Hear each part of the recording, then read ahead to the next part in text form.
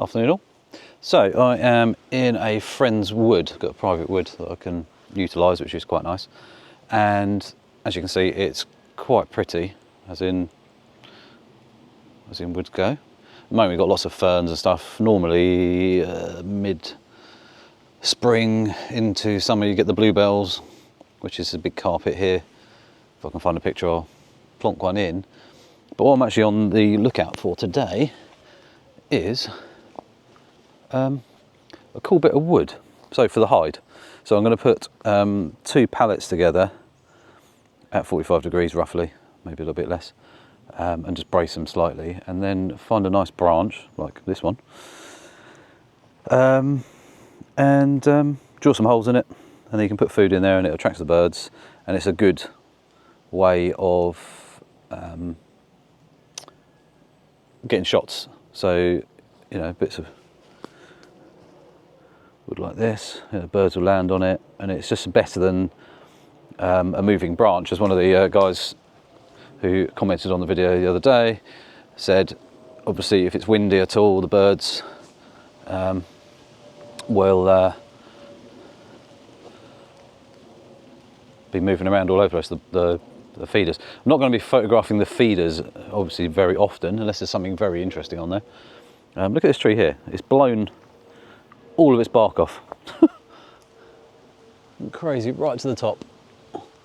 It goes up, absolutely crazy. But anyway, yeah, so looking for a interesting bit of wood. Oh, getting attacked by spider webs. Yeah, looking for a nice bit of wood that will make a good branch shot as such. Looking for dead stuff. I'm not going to be cutting off a brand new fresh branch, but there's plenty of fallen wood here. So there we go. Bit big, some of it, but this might work well because you've got the natural cracks in it as well, so I don't even necessarily need to drill any holes and just put food in there and they'll come. Yeah, so there's other options. So I know where this is now, so I'm going to carry on walking. Ideally something with moss on, just because it looks cool, and the moss was carry on staying alive anyway.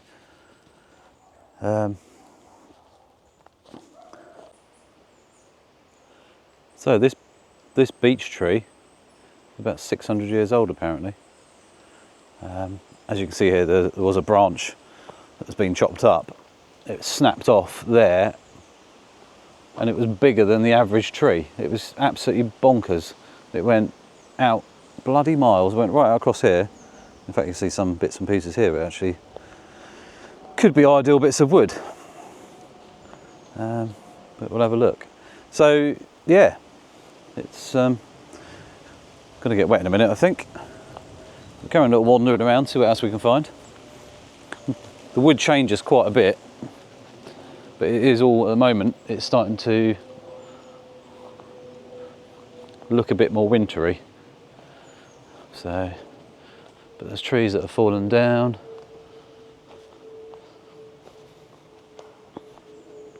That's quite a nice bit. Something like this. And it's got cracks in it.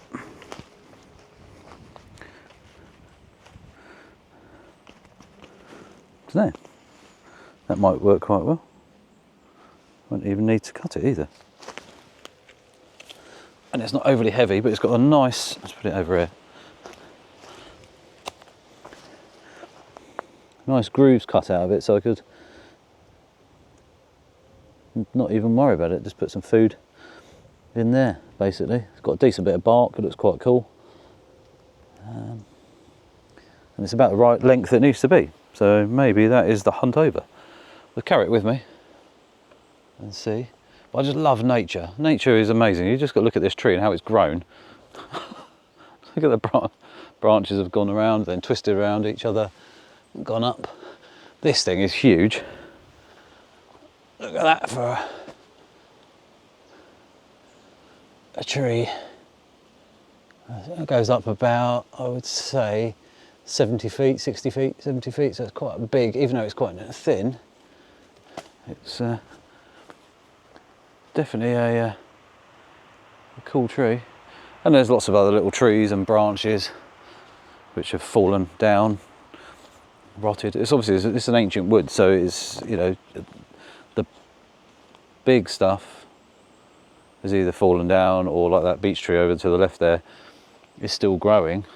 Well, there's quite a big tree there, but and other big ones in the distance there, but you've got these bits and pieces here where some of the oaks are still growing and little ones have grown, or small beech trees and stuff like that have obviously started growing. So yeah, it's interesting.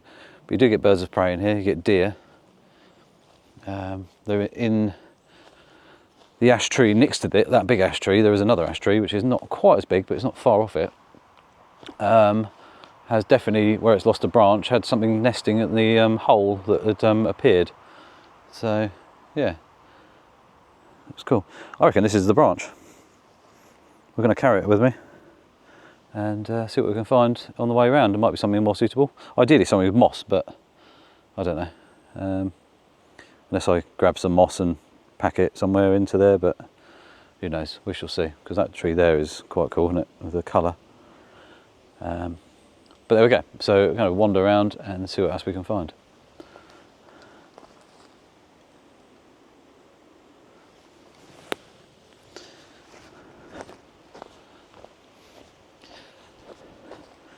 So once I've got this put onto the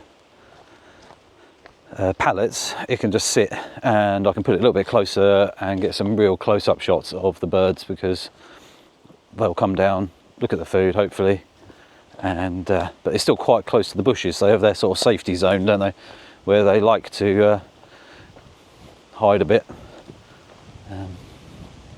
There we go. So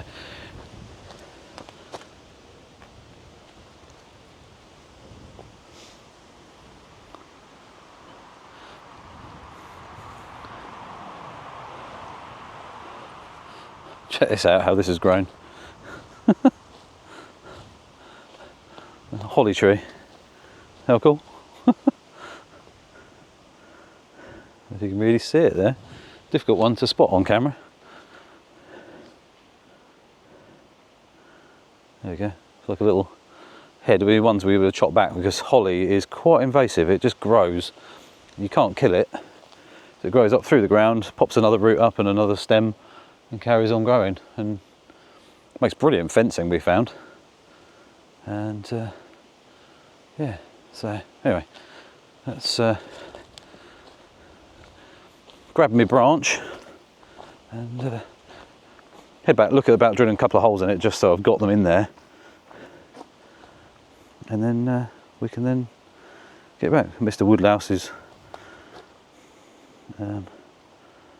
cool. Where's he gone? Got Mr. Woodlouse inside there. So anyway, I'm going to wander on, and I'll see you with a drill. Right, we have, it's not secured yet, but 4 electric fence posts, the piece of wood, which works rather well I think, so we can put food in all these little cracks and everything like that, and yeah, it'd be cool. So Tommy has a lovely little comfy bed here, but where does he sleep? In the greenhouse, in a muddy old tray. You happy though? Are you? You happy? Covered in bloody God knows what. You funny animal, you. Aren't you? Hey? Come on, sleepy, sleepy. Anyway, we have now... Oh, I was just about to put some sunflower hearts into the thing, just to see how they got on with them. Because we can now hide seeds. Oh, where are we going?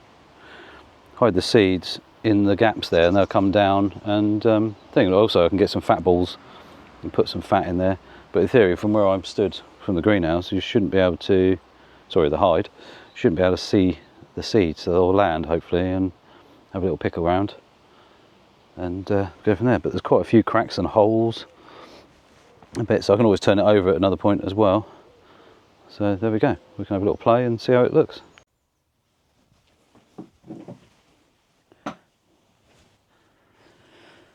You can probably see Tommy there. He's asleep in his earth tray. He's got a lovely bed here, lovely and comfy, warm and cosy. Where is he? Makes no sense. That cat will sleep anywhere, literally. You put something comfy, he'll sleep next to it. It's mad. Absolutely mad. But anyway, I've set up a log branch. It was a bit of a branch, which has got holes and cracks in it and everything like that. So I've been putting birdseed in, and I've been using the sunflower hearts because the birds absolutely go nuts with those. So I've still got a wild seed up there which they just don't like. That supreme mix or whatever, they just don't go for. But they've been going for the peanuts a lot, and the sunflower hearts just been putting into the cracks and like that, and just photographing and filming. It's raining outside, but I'm in the dry. So, and they're not even caring that it's raining, so they just don't stop eating. And they're under the tree line anyway. So at the moment, it's not really, I mean, it chucked it down for about 10 minutes and it's kind of slowed right down. So there's no rain in the shot, I don't think. But it's hard to tell because it's that fine stuff in the wind. But we shall see when I go back and have a look on the computer. But yeah, it's great. I think having the feeders hanging, which is fine because I'm not going to be photographing the feeders generally, but having a log with moss on it and everything, which you'll see in the shots and the video, that I've put some moss on there as well, and basically just kind of set it up. I've even put one, so it's like it was a small branch, goes up like that, and then it's got a little bit of, and they land on there occasionally, so that's quite nice as well. Let's see if I can find a better one. The other thing I might do is, because this lens is only an f6.3, the 600mm, it's fine, I've got the reach, but the background doesn't drop off as much as I'd like, and that's mainly because there's stinging nettles and stuff behind it. So I'm either going to move the bed, the actual bit, the posts with the branch on it this way a bit, or I'm going to just hack back the stinging nettles, because they're adding lines and it's not a smooth bokeh.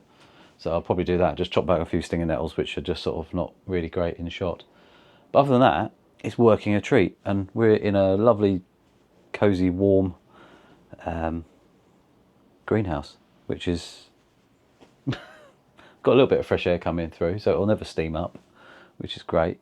But the actual warmth in here is actually quite nice. I mean, so much so Tommy's zonked out asleep. So yeah, isn't that what he's got? Tommy, you all right? You got your tail over your eyes. He looks wet, so I don't know if the greenhouse is leaking a bit. Oh, it is as well. You're getting dripped on, mate, aren't you? Where's that leaking from? Have you been laying in, or you just got wet? Oh.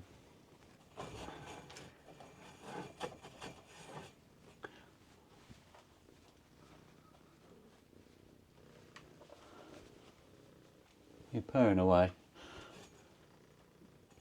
Oh, thought I could see a droplet. You all right, dude?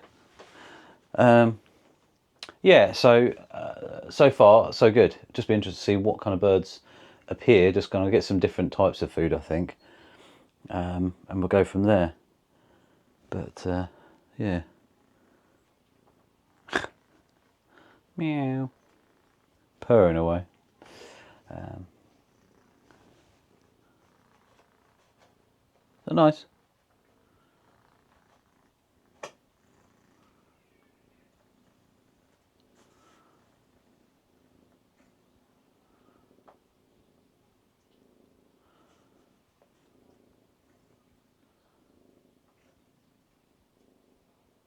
You all right?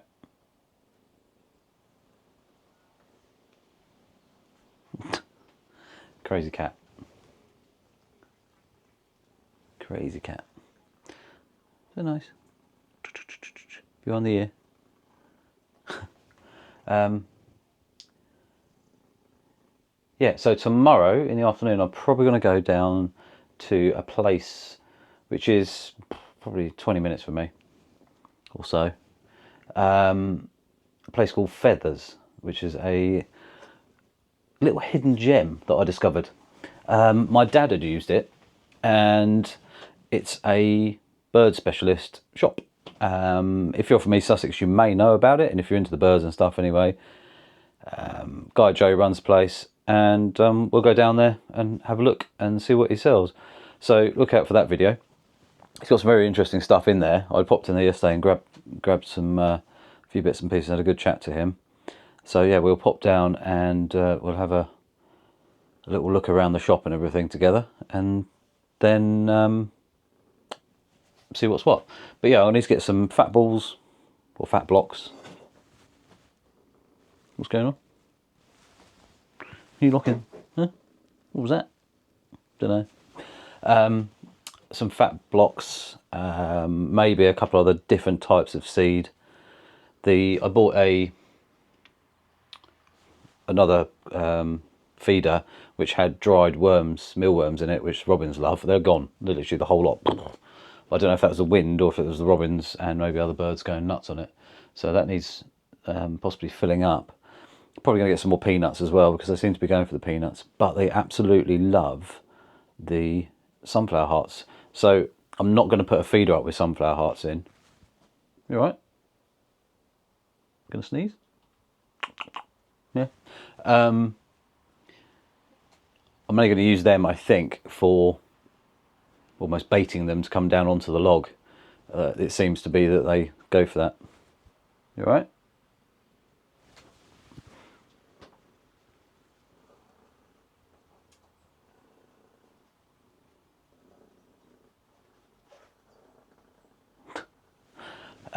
Yeah, so we'll see how that goes. But as a simple hide, it's working really well.